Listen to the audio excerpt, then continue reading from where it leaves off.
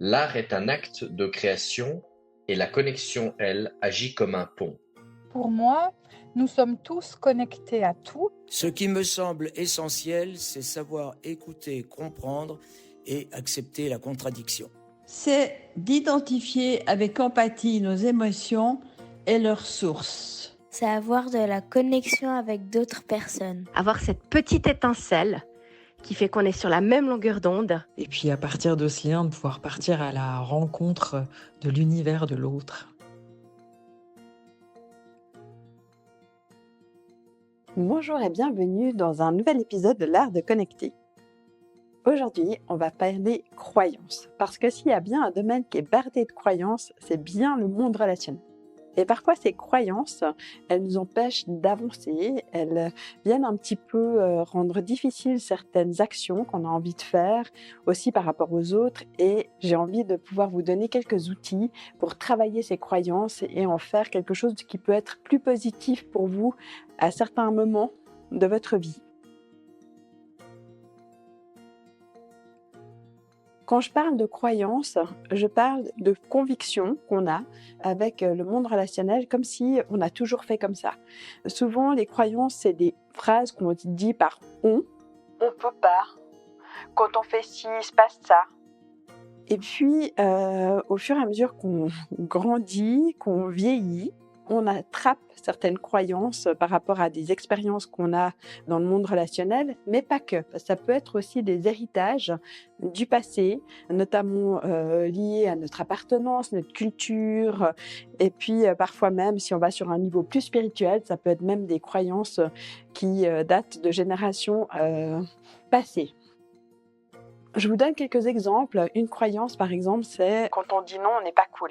Ça, c'est vraiment ce que mon fils de 10 ans m'a dit récemment et qui m'a fait dire qu'effectivement, déjà à cet âge-là, on évolue avec cette croyance du non de manière très forte.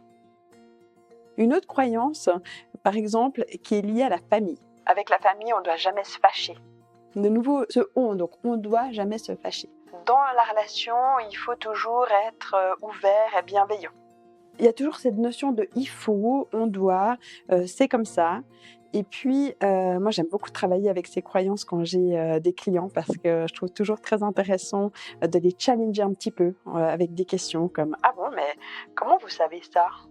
Qui vous a dit ça ? D'où ça vient ?» Et comme ça, on peut un petit peu réfléchir à quelle incidence ont ces croyances sur notre manière d'interagir avec le monde extérieur. Et là, je vais vous donner un exemple concret parce que j'ai eu une cliente que j'ai accompagnée dans le cadre de son divorce. C'était une grosse négociation et je me rendais compte qu'au fur et à mesure qu'on avançait dans ce divorce, qu'on allait vers un accord, elle se rétractait.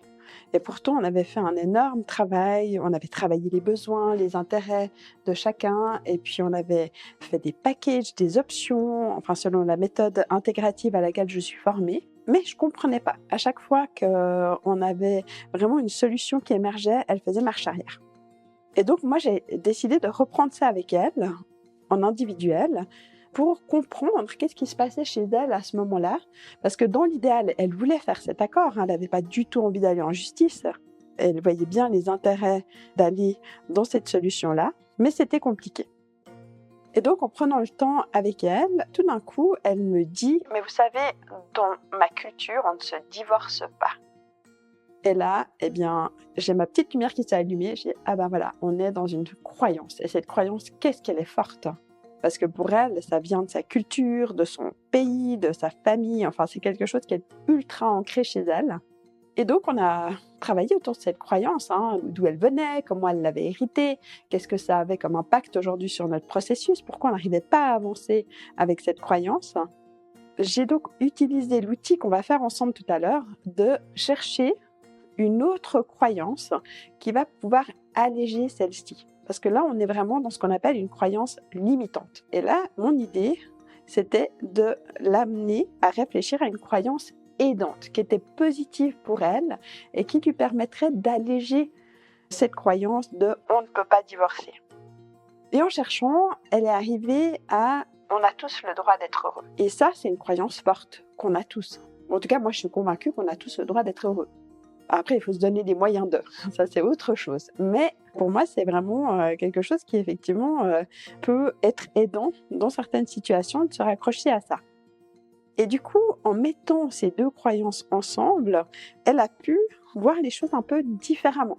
Et je lui avais donné comme exercice, lors des prochaines rencontres avec son mari et l'autre conseil, de vraiment s'accrocher à ça. Croyez-moi ou croyez-moi pas, mais c'est vrai que ça a été très aidant. C'est-à-dire qu'on a pu faire des séances beaucoup plus sereines et finalement, on a signé un accord. Donc tout ça pour vous dire que ces croyances, c'est ce qui nous construit. Pour moi, il y a une vraie différence entre une croyance et ce qu'on appelle plutôt le saboteur. Parce que souvent, j'entends « je suis pas compétent, je vais pas y arriver, je suis nulle ». Beaucoup de personnes autour de moi associent ça à une croyance en disant « ah mais ça, il faut mettre à la poubelle, il faut casser ça ». Ce sera un autre sujet, le sujet du saboteur, je l'aborderai aussi. Mais là, les croyances, c'est différent. La croyance, c'est pas quelque chose qui nous vise directement. Donc vraiment, que vous puissiez bien faire la différence. Donc le « je ne suis pas capable, je vais pas y arriver », pour moi, en tout cas dans mes formations, je ne l'associe pas à une croyance. Donc maintenant, c'est à vous de faire l'exercice. Donc prenez un calepin, un stylo, et puis je vais vous demander de noter des croyances limitantes que vous avez dans votre monde relationnel. Qu'est-ce qui peut parfois vous bloquer et que vous associez à une croyance ?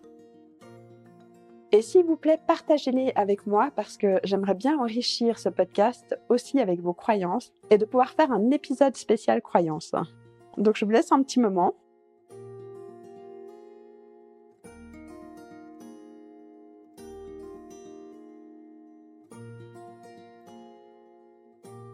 Maintenant que vous avez écrit cette croyance ou ces croyances, déjà si vous en avez une, c'est pas mal. En tout cas, moi, la première fois que j'ai fait l'exercice des croyances, j'ai eu de la peine à les trouver.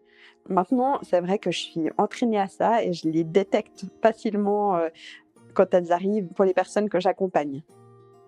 Donc maintenant que vous avez écrit ces croyances, posez-vous la question. D'où je sais ça ? Qu'est-ce qui me dit que c'est comme ça ?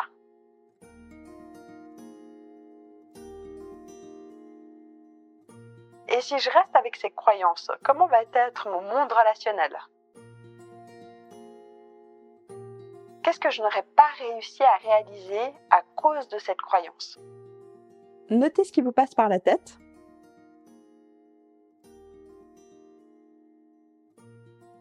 Et une fois que vous êtes connecté en quelque sorte à cette croyance, réfléchissez à une croyance aidante que vous avez, qui peut être en lien avec le monde relationnel, quelque chose de positif, qui va vous porter par rapport à cette croyance qui est bloquante, qui est limitante, et surtout pas aidante.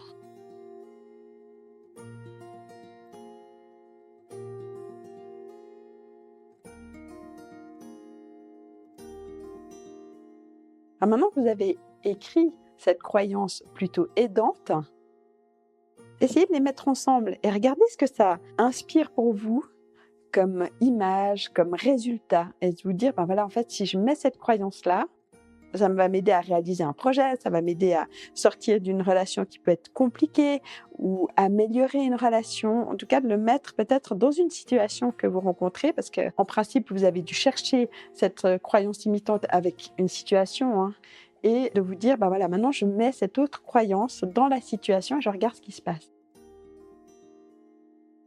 L'apprentissage pour moi, c'est que vous vous dites, la prochaine fois que je suis confrontée à telle ou telle situation, je sais que j'ai cette croyance aidante et ça permet tout simplement de changer son mindset.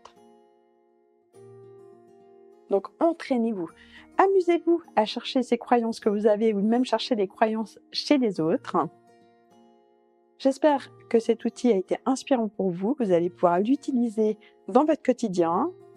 Et je vous retrouve très vite pour un nouvel outil.